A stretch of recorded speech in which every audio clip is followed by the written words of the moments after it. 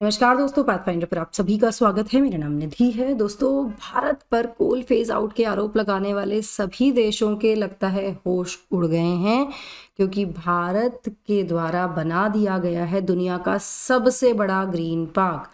Adani group ने इस green park को बनाया है और उम्मीद ये की जा रही है कि 2030 तक इस ग्रीन पार्क की वजह से भारत अचीव कर लेगा पेरिस एग्रीमेंट के टारगेट्स को भी। क्या है एग्जैक्टली ये न्यूज़, क्या इसमें कहा गया है और कैसे अचीव किया जाएगा, इन सब चीज़ों के बारे में बात करते हैं। शुरुआत करते हैं with the news. World's largest renewable energy park now in India. इसकी जो साइज है वो पेरिस से 5 गुना है। यहाँ मैं आपको बता दूं, बिल्कुल पाकिस्तान की नाक के नीचे बना है ये, which is in the Khavda region of Gujarat. ये वो रीजन है, ये हमारा इंटरनेशनल बॉर्डर है, ये पाकिस्तान है, तो बिल्कुल पाकिस्तान की नाक के नीचे इसको बनाया गया है, इसको कंस्ट्रक्ट किया गया है, which is the world largest renewable energy park, जिसकी कैपेसिटी जो है वो 45 गीगावाट होगी, यानी 45,000 मेगावाट कैपेसिटी का ये एक रिन्यूएबल एनर्जी पार्क है, जो कि इतनी इलेक्ट्रिसिटी जनरेट करेगा primarily from the solar energy. ये जो एनर्जी होगी रिन्यूएबल सोर्स से होगी, रिन्यूएबल पार्क है, तो ये कहाँ से आने वाली है? सोलर एनर्जी से ये इलेक्ट्रिसिटी जनरेट होने वाली है इस लेवल की। इनिशियली जो पूरा एरिया है इसमें इंफ्रास्ट्रक्चर लैक कर रहा था, एक ही पोर्टेबल टॉयलेट और मेकशिफ्ट ऑफिस था इन अ कंटेनर। इस एरिया पर गौतम अडानी की नज़र पड़ी, who is the second richest person worldwide in December 2022। अब बेसिक एम्यूनिटीज़ की कमी होने के बावजूद, बेसिक एम्यूनिटीज़ लाइक इसका पिन कोड नहीं था, इसकी लोकेशन जो थी in the middle of barren land थी, मतलब एक बैरन बंजर ज़मीन है, उसके बीच में इसकी लोकेशन थी। कहीं ना कहीं गौतम अडानी ग्रुप ने इस पूरे एरिया में पोटेंशियल देखा। यहाँ मैं आपको बता दूं कि there was hardly any vegetation due to high saline soil. Habitation की तो दूर की बात है, हैबिटेशन तो भूल ही जाइए, बट ये जो एरिया है ये सेकंड बेस्ट सोलर रेडिएशन वाला एरिया है हमारे देश में आफ्टर लद्दाख, और यहाँ पे जो विंड स्पीड्स हैं वो भी प्लेन से 5 टाइम्स ज़्यादा हैं। इसकी वजह से ये एक आइडियल लोकेशन बन गया एक रिन्यूएबल एनर्जी पार्क के लिए। तो इसको 2 साल के अंदर बनाया गया है और इससे बहुत ज़्यादा उम्मीदें यहाँ फिलहाल लगाई जा रही हैं।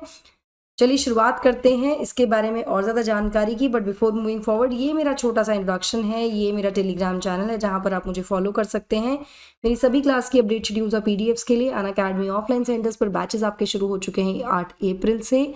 ऑफलाइन सेंटर्स हमारे हैं दिल्ली में मुखर्जी नगर और करोल बाग में, वहीं यूपी में प्रयागराज में भी एक सेंटर है हमारा, जहाँ पर जाकर आप विजिट कर सकते हैं। उनकी डिटेल्स, एड्रेस, नंबर्स आपको सब डिस्क्रिप्शन बॉक्स में दिए गए हैं, या फिर आप इस क्यूआर कोड को स्कैन करके भी हमारे साथ एनरोल कर सकते हैं। अगर आप ये कोड यूज़ करते हैं तो ना केवल आपको 40% तक का डिस्काउंट मिलता है आपके सब्सक्रिप्शन पर, बल्कि आपको मेरी गाइडेंस भी मिलेगी आपकी प्रिपरेशन में, आपकी इस जर्नी में। यहाँ मैं आपको बता दूं कि हम ना केवल आपको यूपीएससी सीएससी की तैयारी करा रहे हैं, मतलब कोर्सेज के साथ साथ कुछ एडिशनल बेनिफिट्स आपको मिलने वाले हैं, जैसे 1-on-1 मेंटोरशिप आपको मिलती है, एजुकेटेड डाउट सॉल्विंग सेशंस आपको मिल रहे हैं, इसके अलावा करंट अफेयर क्लासेस हमारी चलती हैं, साथ ही आपको फ्री वाईफाई फैसिलिटी मिलती है हमारे सेंटर्स पर, और इसके साथ साथ आपको लाइब्रेरी फैसिलिटी भी हमारे सेंटर्स पर मिल रही है। Now Adani energy group energy limited जो है वो इंडिया का लार्जेस्ट रिन्यूएबल एनर्जी कंपनी है, जो कि इन्वेस्ट करने वाली है 1.5 लाख करोड़, जिससे कि जनरेट की जाएगी 30 megawatts of clean electricity at Khavda in Gujarat Kutch. यहाँ पर जो मैनेजिंग डायरेक्टर हैं वनीत जैन, उन्होंने कहा कि अभी हमने कमीशन किया है 2000 मेगावाट को, which is 2 gigawatt of capacity at this place, और वो प्लान कर रहे हैं कि ऐड किया जाएगा 4 गीगावाट इन दी करंट फिस्कल ईयर, यानी मार्च 2025 तक की अगर हम बात करें, और 5 गीगावाट फिर हर साल इसके बाद इसमें ऐड करने की उम्मीद की जा रही है फिलहाल। साथ ही मैं आपको बता दूं कि COP 28 के दौरान भी कहा गया था, उसी समय कहा गया था कि भाई अडानी ग्रीन एनर्जी जो है वो इन्वेस्ट करने वाला है इतना अमाउंट टूवर्ड्स इंडियाज़ 2030 गोल, जिसका कह सकते हैं कि एक तरह से ये पूरा भी किया जा रहा है। यहाँ पे जो खावड़ा प्रोजेक्ट साइट है वहाँ पर अभी 30 विंड टर्बाइंस इंस्टॉल किए गए हैं एज ऑफ नाउ, और 50 विंड टर्बाइंस की फाउंडेशन जो है वो ऑलरेडी लेड है। यहाँ पर 40 lakh solar panels already install किए जा चुके हैं। ठीक है, यहाँ पर कंपनी की उम्मीद है या एम कर रहे हैं कि वो इंस्टॉल करेंगे 7 crore 50 lakh solar panels till 2029, और एम कर रहे हैं कि 45,000 मेगावाट यानी 45 गीगावाट जो इलेक्ट्रिसिटी है उसको प्रोड्यूस किया जाएगा थ्रू ग्रीन एनर्जी बाय 2030, मतलब सोलर एनर्जी से। ठीक है, सोलर एनर्जी से हम इलेक्ट्रिसिटी प्रोड्यूस करने वाले हैं, ये उम्मीद यहाँ पर फिलहाल लगाई जा रही है। इसके अलावा जो नेट जीरो एमिशन टारगेट्स हैं उसको भी अचीव करने में भी इसका एक बहुत महत्वपूर्ण योगदान होने वाला है। सो जो अडानी ग्रुप के रिन्यूएबल एनर्जी प्लान्स हैं वो अभी तक की उसमें देखा जाए देश भर में सबसे ज़्यादा एम्बिशियस प्लान्स हैं by any corporate in the country, जो कि टारगेट कर रहे हैं कि वो जनरेट करेंगे 500 gigawatt electricity from non fossil sources by 2030। मतलब ये उम्मीद लगा रहे हैं कि 500 गीगावाट तक की इलेक्ट्रिसिटी प्रोड्यूस की जाएगी नॉन फॉसिल सोर्सेज से 2030 तक। ये टारगेट है इनका as a part of a broader plan, जहाँ पे अचीव करना चाहते हैं हम 2070 तक नेट ज़ीरो एमिशंस। यहाँ पर COP26 के दौरान भी 2021 में ये कहा भी गया कि हमने टारगेट मतलब अनाउंस भी किया था कि हमारे हम टारगेट कर रहे हैं कि हम अचीव करें नेट ज़ीरो बाय 2070। तो इन सबको ध्यान में रखते हुए कहीं ना कहीं टूवर्ड्स दी गोल हम मूव कर रहे हैं और हो सकता है, उम्मीद की जा रही है कि इसको अचीव भी कर लिया जाए।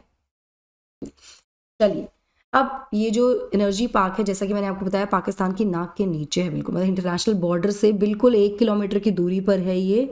इसका जो आउटर फ्लैंजे है, जो बफर जोन है उसको गार्ड किया जा रहा है BSF के द्वारा। यहाँ पर जो एग्जीक्यूटिव्स हैं उनके द्वारा बताया गया जो एयर स्ट्रिप है जो कि सिर्फ 35 दिन में कंस्ट्रक्ट की गई थी यहाँ पर इस ऐसे एरिया में जहाँ पर ट्रैक्टर्स को भी मॉडिफाई किया गया था टू नेविगेट लैंड, क्योंकि ये जो पूरी ज़मीन है ये ईजिली पानी को एब्जॉर्ब नहीं करती है। तो इन सब चैलेंजेस के बावजूद भी इसको बनाया गया है। यहाँ पे और क्या क्या चैलेंजेस हो सकते हैं इसके लिए वो समझ लेते हैं। तो यहाँ पर अलग अलग चैलेंजेस जैसे हैवी डस्ट स्टॉर्म्स यहाँ पर मार्च से जून के बीच में चलते हैं। कहीं ना कहीं there is a lack of communication and transportation infrastructure. Nearest habitable area जो है वो 80 किलोमीटर की दूरी पर है। पानी एब्जॉर्ब नहीं किया जाता सॉइल के द्वारा during the rainy season. Saline ground water है और ये एक रिस्ट्रिक्टेड जोन भी है। अकोमोडेशन यहाँ पर because this project is being constructed, ये कंस्ट्रक्शन इसका हो रहा है, यहाँ पर काम होगा और हम इतनी बड़ी एम्बिशन लेकर चल रहे हैं। तो यहाँ पर ये भी बताया गया एग्जीक्यूटिव्स के द्वारा कि यहाँ 8,000 वर्कर्स के लिए अकोमोडेशन भी बिल्ड किया जा रहा है जो कि खावड़ा विलेज से ही आने वाले हैं अधिकतर लोग।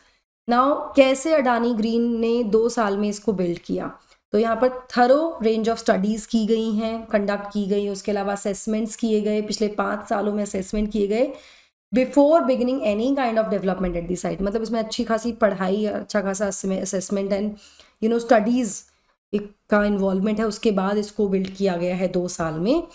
इसमें क्या क्या किया गया, इसमें इन्वेस्टिगेशन की गई अबाउट द ग्राउंड कंडीशंस, जैसे कि सेस्मिक एक्टिविटीज़ को स्टडी किया गया। भाई इतना बड़ा प्रोजेक्ट है, इतने बड़े स्केल पर प्रोजेक्ट है, दुनिया का सबसे बड़ा है, तो बहुत सारी चीज़ों का ध्यान रखना था। तो सेस्मिक एक्टिविटीज़ को स्टडी किया गया। इसके अलावा जो भी अवेलेबल रिसोर्सेज हैं उनको इवैल्यूएट किया गया।